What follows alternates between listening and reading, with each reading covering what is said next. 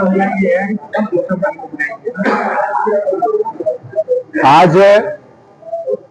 हम बिहिया बाजार में आए हैं, भाजपा के एमएल से जीवन कुमार हैं और आदरणीय छोटे भाई हमारे राकेश रंजन जी के प्रचार में आए हैं। यहाँ पे जो भाजपा से हमारे प्रत्याशी हैं, एनडीए के प्रत्याशी हैं, हमारे प्रत्याशी हैं, वो गठबंधन के प्रत्याशी हैं। यहाँ पर गठबंधन में हमारे तमाम नेता, चाहे उपेंद्र कुशवाहा जी हो, आदरणीय हमारे जीतन राम मांझी जी हो, आदरणीय हमारे देश के प्रधानमंत्री नरेंद्र मोदी जी हो, आदरणीय बिहार के मुखिया नीतीश कुमार जी हो, आदरणीय चिराग पासवान जी हो, सब लोगों के सहयोग से इस सीट को हम लोग यहाँ पर जीतने के लिए अपील करने आए हैं। तमाम यहाँ पे शाहपुर की जनता से, बिहिया के बाजार में तमाम व्यवसायियों से आग्रह करने आए हैं कि किसी भी प्रकार के बहकावे में हम लोग को नहीं आना है, किसी भी प्रकार के कोई झांसे में नहीं आना है और हर हाल में हम लोग को बिहार में एनडीए का सरकार बनाने के लिए हमारे छोटे भाई राकेश रंजन जी को आपको जिताने का संकल्प लेना है। हम सब व्यवसायी भाई से कहना चाहते हैं और तमाम शाहपुर वासी से कहना चाहते हैं कि शाहपुर विधानसभा की जो जनता है, जब ये संकल्प ले लेगी और संकल्प ले चुकी है, मुझे मालूम है, यहाँ आने से पहले मैंने जब मालूम किया तो मुझे मालूम चला कि शाहपुर की जनता ने संकल्प ले लिया है कि हर हाल में इस बार हम लोग को कमल खिलाना है शाहपुर में और कोई भी एक वोट हमारे किसी भी समाज के परिवार का कोई ऐसा वोट नहीं होगा जो उनको नहीं जाएगा। और निश्चित रूप से मैं जानता हूं कि जब हमारे समाज के सब लोगों ने संकल्प ले लिया है तो किसी भी कीमत पर राकेश ओझा जी यहाँ से चुनाव जीत रहे हैं और हम आपसे आग्रह करने आए हैं कि भारी मतों से जब उनको चुनाव जिताइएगा तो फिर उनको आगे के रूप में भी आप देख सकते हैं। ये हम कहते हैं आपको, तो ये आग्रह करने आए हैं, अपील करने आए हैं तमाम अपने समाज के लोगों से और तमाम शाहपुर की जनता से। दुनिया में व्यवसायिक वर्गों के बीच वोट मांगने के लिए क्या कुछ वो लोग बताए जी? देखिए, सब लोगों से जो मिलने जुलने के बाद हमारा जो अपना आकलन है, सब लोग बहुत बेहद खुश हैं और बहुत उत्सुक हैं। जब पिछले बार हम चुनाव में आए थे तो इतनी उत्सुकता हमको दिखाई नहीं पड़ी थी, लेकिन इस बार जो चुनाव में आए हैं तो पिछले बार से ऐसा लग रहा है जैसे 10 गुना अधिक लोग उत्सुक हैं कि हम लोग इस बार राकेश रंजन जी को चुनाव में हम लोग वोट देंगे और एक एक वोट देंगे, कोई वोट हम लोग का छूटेगा नहीं। आप जितना विकास की बात करते हैं, चाहे हम नीतीश कुमार की बात करें, चाहे नरेंद्र मोदी जी की बात करें, तो विकास की गाथा ऐसी है जिसको 1 घंटा लगातार बोलेंगे तब भी नहीं यहाँ पे विकास की गाथा रुकने वाली है। अभी हाल ही में देखा आपने, हर घर में महिलाओं के लिए स्कीम लॉन्च किया गया, जो हर घर में 10,000 रुपया देने का जो स्कीम लॉन्च किया गया है, चाहे वो गरीब हो, चाहे अमीर हो, चाहे मध्यम वर्ग के हो, कोई भी उस स्कीम का लाभ ले सकते हैं। हर महीना 10,000 का जो स्कीम है लेने का। अभी जो स्कीम लॉन्च हुआ है 125 यूनिट बिजली फ्री का, चाहे वो मध्यम वर्ग के लोग हो, गरीब वर्ग के लोग हो या कोई भी लोग हो, हर घर में 125 यूनिट बिजली का जो स्कीम दिया गया है, वो स्कीम हमारे जो है बैकअप को मजबूत करता है। एक आम वर्ग के लोग को, एक मध्यम वर्ग के लोगों को मजबूती प्रदान करता है। ये फर्जी स्कीम नहीं है। ये अरविंद केजरीवाल जैसा दिल्ली वाला जो 200 यूनिट बिजली फ्री किए थे, आज 201 यूनिट हो गया तो पिछला भी चार्ज ले लिए और 99% लोगों को बिजली बिल देना पड़ा वहां पे। तो हम लोग का जो स्कीम है वो स्कीम लॉन्च हुआ है और वो सबके लिए फायदेमंद है। ये सोशल इंजीनियरिंग जो है एनडीए में जो चलता है उसका कोई तोड़ नहीं है पूरा देश में, यहाँ कोई फर्जी नहीं होता है। यहाँ इस तरह का फर्जीवाड़ा हिमाचल में क्या हुआ, महागठबंधन के लोग यहाँ वोट मांग रहे हैं, ये झूठे लोग हैं, ये जो है झूठे लोग हैं। हिमाचल में क्या वो उनका गवर्नमेंट था, वहां लोगों से वादा किया और अंतिम में कह दिया हमारे पास पैसे नहीं है, हम उन चीजों को पूरा नहीं कर सकते हैं जो चुनाव में हम वादा किए थे। तो चुनाव में केवल वादा करके आप वोट ले लीजिएगा जनता से और बाद में कहिएगा हमारे खजाने में पैसा नहीं है। और यहाँ भी इसी तरह का वादा किया है यहाँ पर महागठबंधन के लोगों ने। यहाँ आपने देखा ना कि हर घर में रोजगार का वादा किया, सरकारी नौकरी का वादा किया, कहां से संभव है? 3.25 लाख का बजट है, अब 15 लाख करोड़ यहाँ देना पड़ेगा, खर्चा यहाँ उन लोगों को पेमेंट करना पड़ेगा। जब पैसा ही नहीं है हमारे पास यहाँ पर बजट में, और सारा का सारा पैसा देने के बाद भी हमको उतना पैसा नहीं बचता है कि जब हम उनको रोजगार के लिए पैसा, नौकरी के लिए पैसा दे सके या पैसा इकट्ठा कर सके, तो कहां से कीजिएगा? ये लोग तो ये भी कर सकते हैं कि हर एक व्यक्ति को जो एक घर के एक आदमी को हम चांद पर एक मकान या एक फ्लैट दे सकते हैं, ऐसा भी लोग वादा कर सकते हैं। ये झूठे लोग हैं, ये लोग ऐसा वादा कर सकते हैं। और हम लोग को, लेकिन आज जान लीजिए कि आज जनता जो है, आज जनता सब कुछ समझती है। सोशल मीडिया के माध्यम से जनता जागरूक हो चुकी है, सब कुछ समझ चुकी है कौन झूठा वादा कर रहा है। आप लोग बोल रहे हैं कि बेईमान सरकार है, जनादेश चोरी करने वाली सरकार है। तेजस्वी जी से मैं पूछना चाहता हूं, इसके पहले हिंदुस्तान में एसआईआर हुआ कि नहीं हुआ? आजादी के बाद 4 बार एसआईआर हुए हैं, उस वक्त आपने क्यों नहीं कहा? उसके बारे में चर्चा क्यों नहीं किया? उसको क्यों छिपा लिया आपने जब ये जो एसआईआर हमारे रीजन में हुआ है, हमारी सरकार में हुआ है, तब आप कहते हैं वोट चोरी की बात करते हैं। लेकिन मैं पूछना चाहता हूं तेजस्वी यादव से कि जब आजादी के बाद 4 बार एसआईआर हुआ देश में, उसके बारे में आपने जनता को क्यों नहीं बताया? वो तो कांग्रेस के लोग किए थे एसआईआर, ये जो है एक जो है इस तरह का प्रोडिक्शन होते रहता है।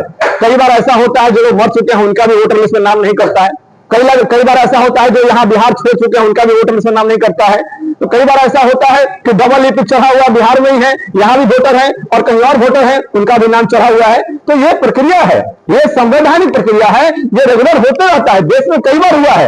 ये चूंकि इनके पास कोई एजेंडा नहीं है विकास का और हमारे पास एजेंडा ही एजेंडा है। इन्होंने विकास तो कभी किया नहीं, इनको लंबा समय शासन करने का मिला, लेकिन हमारे व्यवसायियों को आतंकित करने का काम किया इन्होंने, हमारे बाजार के लोगों को आतंकित करने का काम किया। शाम में 6 बजे हमारा बाजार बंद हो जाता था, शाम में 7 बजे एक भी दुकान खुलता नहीं था। आज हमारे व्यवसायी भाई जो है रात में 12 बजे 2 लाख रुपया पॉकेट में लेके जा सकते हैं, घूम सकते हैं, कोई पूछने वाला व्यक्ति नहीं है। एक ऐसा भी समय हमने देखा था कि इनके आतंक से हमारा दुकान जो है शाम में 6 बजे के बाद नहीं खुलता था। ये लोग क्या कहेंगे? और पावर हाउस में ये लोग तो फरन को बोर्ड बना दिए थे, 10 लाख में हम बेचेंगे, 20 लाख में तुम बेचो, वही माल जो है इनको तो यहाँ जो है हमारे जब फरन होता था यहाँ बिहार में, तो इसको उद्योग के रूप में खड़ा कर दिए थे। आपको याद नहीं है? और आज भी उनके मंत्रिमंडल में, आज भी उनके जो संगठन में वही लोग बैठे हुए हैं जो कल चंदा उगाही करने वाले थे। और जो लोग अपराधियों को चंदा वसूलने के क्रम में यदि चंदा नहीं मिलता था तो उनको तेजाब से नहलाने का भी काम करते थे। आपको पता होगा, हम मीडिया के माध्यम से बताना चाहते हैं कि शहाबुद्दीन का नाम पूरे बिहार में किसी ने नहीं बोला है। चंदा बाबू के बेटे ने, जो चंदा बाबू के परिवार ने चंदा देने से मना कर दिया शहाबुद्दीन को, तो तेजाब से नहला के उसकी हत्या की गई बिहार में। आपको याद होगा। तो ऐसे ऐसे लोग आज भी उनके टीम में, उनके मंत्रिमंडल में बैठे हुए हैं। आज उनके मंत्रिमंडल में कोई दूसरा व्यक्ति नहीं है। हम बताना चाहते हैं तो आज उसकी सरकार यदि गलती से भी हमें झांक दिए तो हमारे लिए ये जो हमको ये व्यवसायी भाई के लिए जो है एकदम अनिष्ट हो जाएगा। हम सबसे आग्रह करना चाहते हैं तमाम व्यवसायी और तमाम शाहपुर के वासियों से, आम जनता से और सब जनता से, ये नरेंद्र मोदी हैं जिन्होंने सवर्णों को भी आरक्षण दिया, दलितों का भी सत्कार किया, दलितों के उत्थान का काम किया, ओबीसी वर्ग के लिए काम किया, ओबीसी आयोग का गठन किया 2018 में। कांग्रेस ने क्या कहा था कि हम ओबीसी के लिए काम करेंगे, ओबीसी का आरक्षण का काम करेंगे, और कुछ नहीं किया, केवल बात किया। हमारे यहाँ तो नरेंद्र मोदी जी ने सबका साथ सबका विकास की बात की और सबका विकास हो रहा है यहाँ पर, चाहे वो दलित हो, ओबीसी हो, अल्पसंख्यक हो, चाहे वो सवर्ण हो, सबके लिए काम किया। यहाँ सबके लिए काम हो रहा है और उनके पास कोई एजेंडा ही नहीं है काम का। तो इसलिए आप शहाबुद्दीन के बेटे पे सवाल उठा रहे हो समर साहब पे, तो वहीं राजद के तमाम नेता है वो कह रहे हैं कि आनंद सिंह कौन सा संत आदमी है। देखिए यहाँ जो भी यदि किसी पर भी आरोप लगता है तो 1 दिन के बाद और 2 दिन के बाद उनको देखिएगा कि जेल में चले जाएंगे। ऐसा नहीं होता है कि हत्या करने के बाद यहाँ पे पिस्तौल लहरा के AK-47 लहरा के घूम रहे हैं बाजार में। ऐसा नहीं होता हमारी सरकार में। अपराध तो पहले भी होता था, अपराध आज भी होता है, लेकिन अंतर हो गया है। यदि कोई आज अपराध करेगा तो उसको सलाखों के पीछे भेजा जाएगा, वो बाहर नहीं घूम सकता है लोगों को आतंकित करने के लिए। ये दोनों में फर्क है। हमारी सरकार और पिछली सरकार जो है ये फर्क है। हमारी सरकार न्याय करना चाहती है, हमारी सरकार जस्टिस करना चाहती है, अपराधियों को जेल में डालने का काम करती है। अपराधियों का पलायन हो चुका है यहाँ से, कितने अपराधी इनकाउंटर में मारे गए और लगातार अपराधियों पर शिकंजा कसते रहे हमारी सरकार में। तो हमारी सरकार जो है हमेशा जस्टिस करना चाहती है, सुशासन देना चाहती है। ऐसा नहीं कह सकते हैं हम कि कभी भी अपराध खत्म हुआ है, लेकिन उसका प्रवृत्ति बदल गया है। अपराधी के मन में जो खौफ नहीं था पहले, वो खौफ आ गया है। ऐसा नहीं हो सकता है कि किसी के परिवार में शादी हो और कोई अपनी बेटी के शादी में किसी दुकान से जाके शोरूम से, मारुति का शोरूम से जाके पूरा गाड़ी निकाल के बोल दे कि ये दहेज में ले लीजिए। किसी के फर्नीचर के दुकान से फर्नीचर निकाल ले, कहे कि जाके ले लीजिए फर्नीचर। ऐसा भी होता था ना इस बिहार में, भूल गए क्या?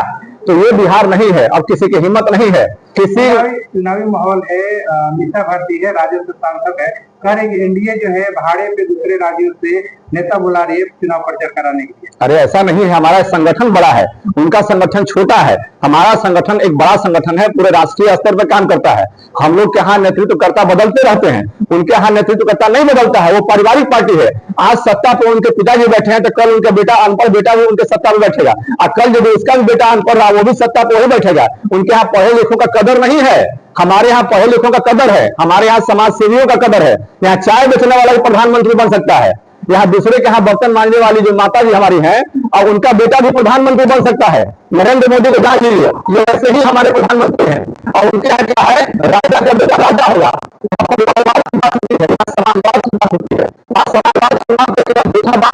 समाजवाद के नाम पर सच जो है, सच आईना के रूप में दिख रहा है। तो दोनों का अंतर है भाई। क्या बोलेंगे इंसान होती ये तो खुद अपने परिवार की पार्टी से मतलब बचता ही है। ये कौन सा मतलब सामाजिक आंदोलन की है? ये कौन सा समाज का काम किया है? बताइए समाज का काम जो उन्होंने किया है। तो ये इन लोगों का, चूंकि इनके पास कोई विकास का एजेंडा नहीं है, तो निश्चित रूप से इनके पास जब एजेंडा ही नहीं है, कुछ कुछ तो बोलेगी। हमारे यहाँ लास्ट सवाल है कि यहाँ से शाहपुर विधानसभा से 2 बार से यहाँ पे सिटिंग एमएलए राहुल की, क्या इस बार हैट्रिक लगाएंगे या इस बार आप लोग क्लीन बोल्ड कीजिए? राहुल तिवारी का इस पर जमानत जब्त हो जाएगा, मैं बताने आया हूँ। ये शाहपुर की जनता सब जो है समझ चुकी है। शाहपुर की जनता लगातार राहुल तिवारी को जिता कर देख चुकी है कि शाहपुर के नगर में, शाहपुर के बाजारों में आज भी नली में पानी भरा हुआ है, रोड पर पानी भरा हुआ है। गर्मी के दिन में वहां पर जो है नली में पानी रहता है, वहां पे कोई ऐसी व्यवस्था नहीं की गई जिससे कि वहां की जनता खुश हो। वहां पर ग्रामीण परेशान है, यहाँ की जनता बहुत परेशान है। तो शाहपुर की जनता विकास चाहती है। या पूरा बिहार में विकास हो रहा है, शाहपुर में क्यों विकास होगा भाई? तो शाहपुर की जनता विकास को देखते हुए हर हाल में हमारे छोटे भाई आदरणीय राकेश रंजन जी को चुनाव में जिताकर, कमल छाप पर वोट जमा कर, अब भारी मतों से जिताकर उनको सदन भेजने का काम करेगी, ताकि जो है यहाँ पर विकास की धारा जो है तेज हो। अब जान लीजिए कब विकास